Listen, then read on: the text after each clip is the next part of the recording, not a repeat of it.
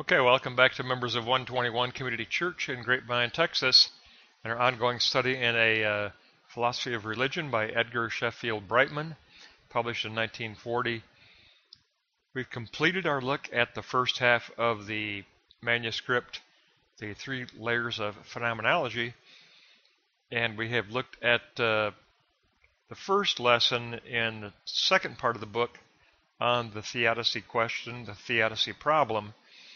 And in this lesson, we're going to take a look at Brightman's proposed solution to the Theodicy problem. In pages 276 to 313, and it will be a triad of a meliorism theory, the concrete limit of the given, and theistic finitism. So, meliorism theory, and then concrete limit of the given, and then finally reaching theistic finitism for Brightman's position. We'll begin with block one. We're going to take a look at the theistic finitism and this meliorism. The dialectic of desire leads to the coherent personal God concept. Personal God then confronts the Theodicy problem. Possible perspectives are as follows. You've got neutralism. The universe is indifferent to value or disvalue. You've got optimism. Existence is determined by value and evil is the unreal. You've got pessimism. Existence is determined by disvalue and the good is the unreal. And then meliorism. Existence is partially controlled by value and the good is dominant over disvalue. Brightman says the solution must be some form of meliorism, which is a dynamic system of improvement. There must be a solution as a dynamic system of improvement. And then we take a look at note 2 at theistic finitism. Brightman says radical subjectivity must be rejected. The view that good and evil are entirely subjective. Radical teleology must be rejected. The view that evil is also an expression or a passing expression of the overall good purpose. And instead, Brightman proposes relational teleosis solution. Good and evil should be rationally explained as related to the purpose of the universe. He says that leaves us two possible choices: optimism as theistic absolutism or meliorism as theistic finitism. And the solution comes in note 3, God as eternal conscious spirit. Brightman says we need to reach a synthesis in the concept of God as eternal conscious spirit.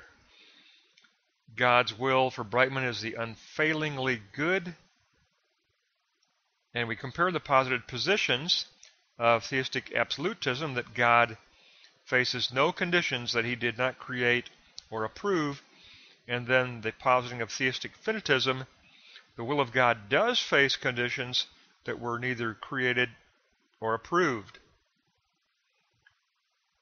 He goes on to say that living religion asserts an ideal of perfection. The perfect will of God equals matter as divine activity and freedom as divine creation. So you've got matter in tension with freedom. Living religion also asserts the need for salvation from real evil. The whole order of time is corrupt and inferior when compared to the perfection of eternity. So he posits the negation of theistic absolutism in note 4. It's grounded in Aristotle, where Aristotle says God is the actuality of thought, as living, eternal, and most good, but separate from all sensible things. Aquinas followed up this position by saying that God is infinite intelligence, and the restriction of God's power is based on the limitations which are the structure of reality itself. That becomes the only limitations to the divine. So basically, in this first moment, Brightman wants to tell us that meliorism is the only real solution, that there has to be an answer to the theodicy problem as positing a dynamic system of improvement. In other words, a position where value is dominant over disvalue, that it is dominant over disvalue, and therefore it leads to this dynamic system of improvement. But we need to take a look at the concrete limitations to this view. I mean, this is theory. Block 1 is theory. Now we look at concrete limitation in Block 2. We look at theistic finitism from an historical consideration. We begin with Plato's theistic finitism. He said goodness and beauty are not found in the infinite, but only where the indefinite is made definite. All meaning, all goodness, all order are limitations on infinity by the finite. God is not the cause of all things, only the cause of good things. God took over all that was already visible and in chaos or disorder, and then brought everything into order through his creative act. Therefore, God is limited by rational principles of order and by disorderly given motion or fact. Brightman says that Plato did fail, however, to present a coherent metaphysic because he kept everything external to God. That was his weakness. He kept everything external to God in his position. From Plato, we jump to John Stuart Mill of the 19th century and his theistic finitism. Creation is creation by intelligence, but omnipotent designer must be rejected. God created under limitations. They were the limitations of matter and the limitations of a given force. However, he also never developed a coherent metaphysic. Again, that's the weakness. There's no coherent metaphysic to accompany this position. In our third moment, under the historical development and historical considerations, is Brightman's own position from 1930 in his manuscript, The Problem of God. Brightman says God is personal, finite God, and this finitude is part of the internal divine structure itself. It's identified as the given, and it consists of external necessities of reason, external experiences of fact, and these externalities, however, are an aspect of God's overall consciousness.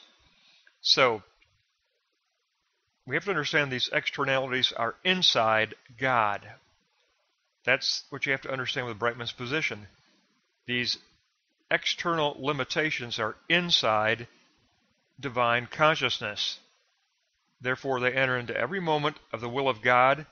There's an ongoing tension between the given and the divine will, and it's the given and the divine will that are both internal to the consciousness of God. So the given of the necessities of reason, and the given of the experiences of fact, and the given of divine will are all enclosed within God consciousness.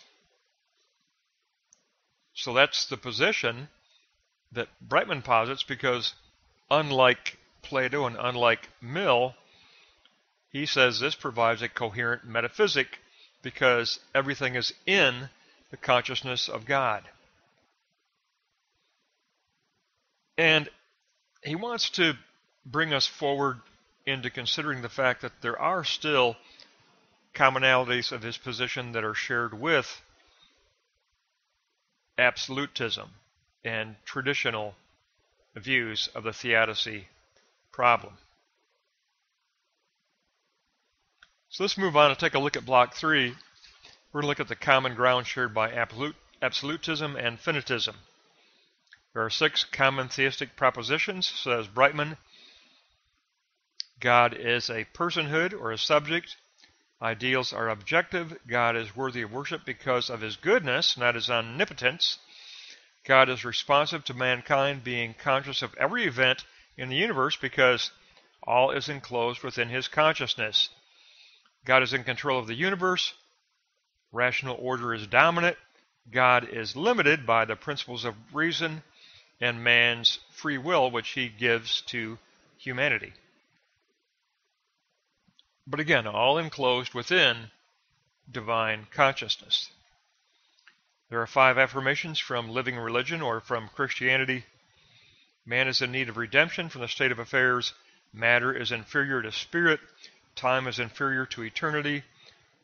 There is objective supreme reality of good, and creation includes within itself this ideal of rational purpose that is moving toward fulfillment. In Christianity called the kingdom of God. There is the ideal of rational purpose present within creation. So, note 3, common theistic claims and living religion come together to create the assurance of a teleosis unto perfection. Although our understanding of it is imperfect, this teleosis includes the perfection of power, knowledge, and goodness.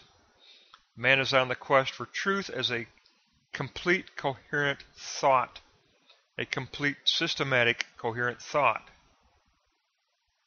Now the challenges to this teleosis: theistic absolutism cannot provide syllogistic certainty.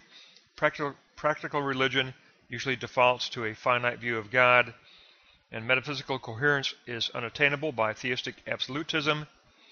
Teleosis cannot be absolutely infinite. Brightman says it must be a position of positing theistic finitism. But by that, he clearly defines what he means by limitation. He clearly defines his position on limitation. And for Brightman, if you go back up to the second moment, which is the key moment, it's his position, block 2, note 3, that is Brightman's answer to the Theodicy question. God is personal, finite God. Finiteness, finitude is part of the internal divine structure itself. In other words, it's internal to God and his consciousness. And it consists of the given, which is the necessities of reason and the experiences of brute fact. These externalities are enclosed within God's consciousness. So they enter into every moment of the will of God. There's a tension between the given and the divine will, which are both enclosed within the divine consciousness. That's the answer to the Theodicy question by Brightman. Block 2, note 3. So if you want to key in, that's his answer. But the overall triad will consist of this meliorism theory, and then the concrete limit of the given, as defined by Brightman, and then the final position of theistic finitism. That's your recall triad. But it all centers on block 2, note 3, and it warrants going through it one more time. God is personal, finite God. This finitude is part of the internal divine conscious structure. It's internal to divine consciousness. It is identified as the given, and the given equals the external necessities of reason and the external experiences of brute fact. And these externalities are internal to God consciousness. They enter into every moment of the will of God. There's an ongoing tension between the given and the divine will within the divine God consciousness. That, Brightman says, is a consistent and coherent metaphysic. And that's going to wrap up this lesson on the Theodicy problem from 276 to 313. We'll pick up next time on page 314.